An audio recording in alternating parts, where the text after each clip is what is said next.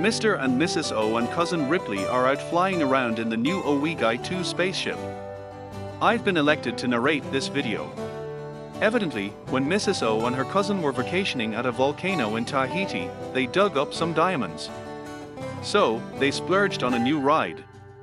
It's my understanding they'll be dropping by to keep an eye on things.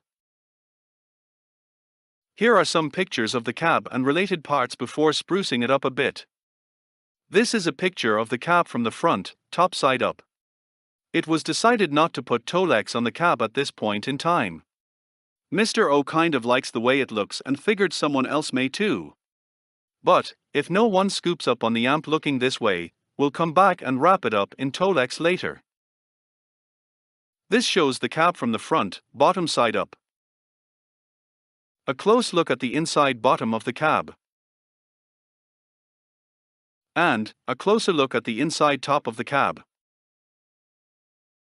A look at the inside, right side, of the cab. And a look at the inside, left side, of the cab, with the tube chart on it. Here's a close-up of the tube chart.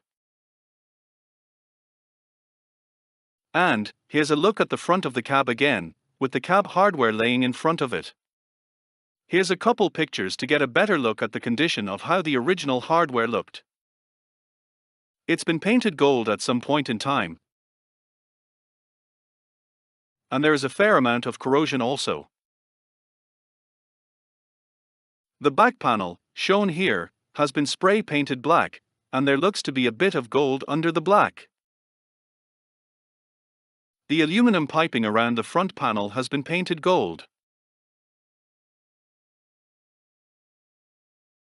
Here's the back side of the front panel. And, unfortunately, the original grille cloth has been painted black.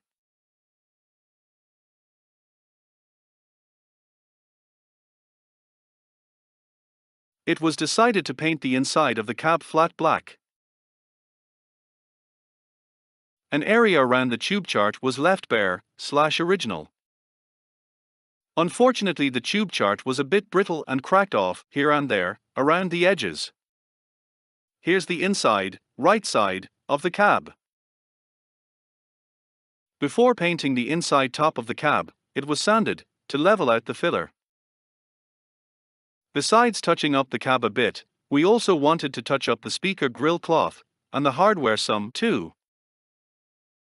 At this point, the original hardware had a bath in some mild rust remover and then some rust converter. And now begins the ketchup bath. After a couple days, the lid is removed.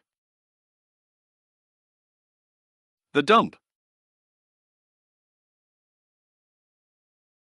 Yum, looks good.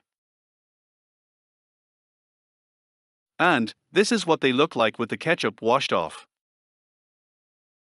It was necessary to dig some gunk out, where the screwdriver is inserted. After a little elbow grease with the brass brush, this is what they look like. At this point they were given a good bath, in some nano wax. And, after a bit of elbow grease with a brass brush,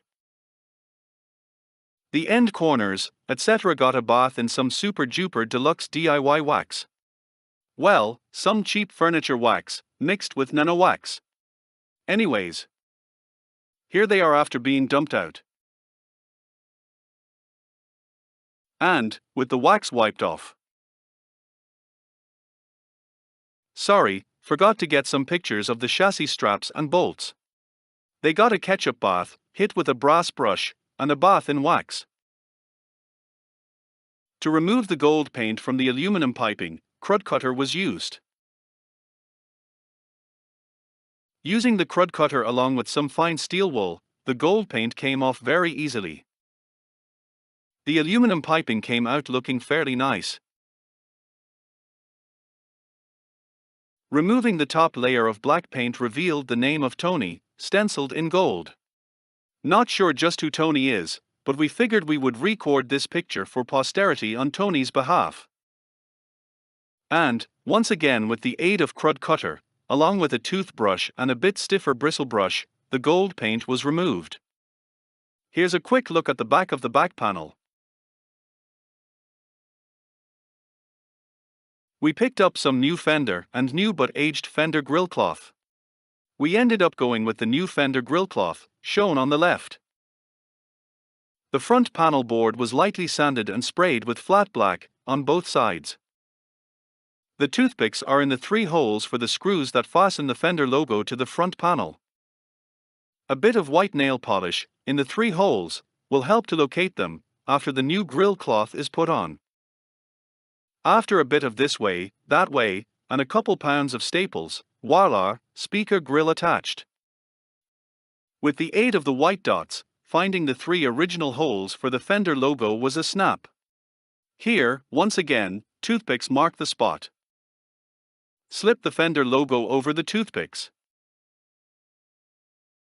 Then, it's as easy as removing a toothpick and putting a screw in. Maybe this seems like overkill, but it certainly makes things easier to use the original holes. We try not to make more holes than necessary to avoid the Swiss cheese type thing. Time to get the aluminum piping put back on. Everything but the corners. A closer look at a corner, without the piping corner in place yet. All the piping on, including the corners. Here's a close-up of one of the piping corners. Here, we start to put the aluminum flashing in, used for shielding the top of the chassis. Mr. O likes to put down a couple pieces of masking tape. Then install the chassis real quick. Here, Mr. O is using a pencil to mark the location of the front of the cab. And, doing likewise for the back of the cab. Now, we have the location of the front and back of the cab. Again, this may be overkill for some, but Mr. O doesn't mind taking the time and effort. As they say, to each their own. Our stock of flashing was pretty low. Whatever that discoloration is, it doesn't want to come off. We tried Goo Gone, Crud Cutter, Acetone, and each was assisted along with steel wool.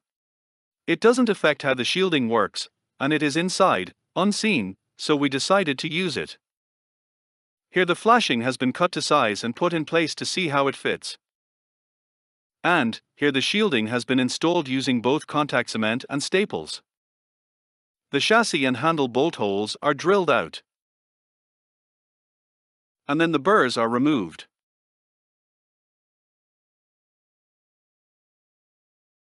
With the chassis slid into place.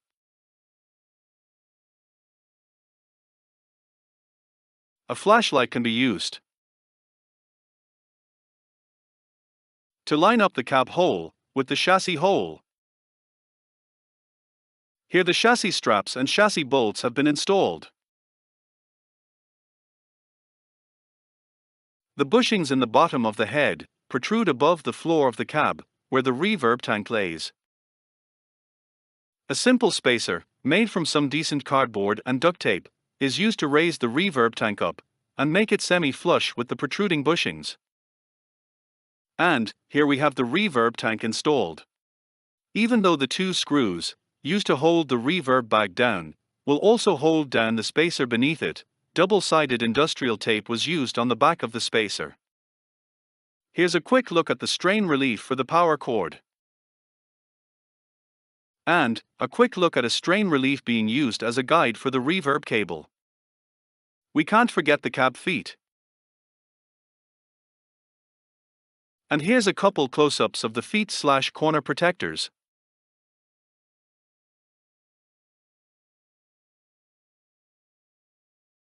And now a couple pictures with the back panel installed.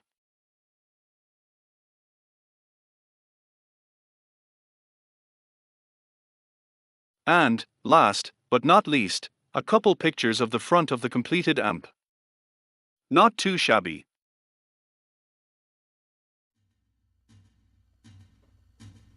So, with the end of this part 5 video, this wraps up this video series on the 1969 Bandmaster Reverb TFL 5005X, rebuilt with the Ab763 Super Reverb Circuit. If we end up slapping some Tolex on the cab in the future, we'll make a quick video on it, and tag in on the end of this video series. Thanks for taking the time to watch.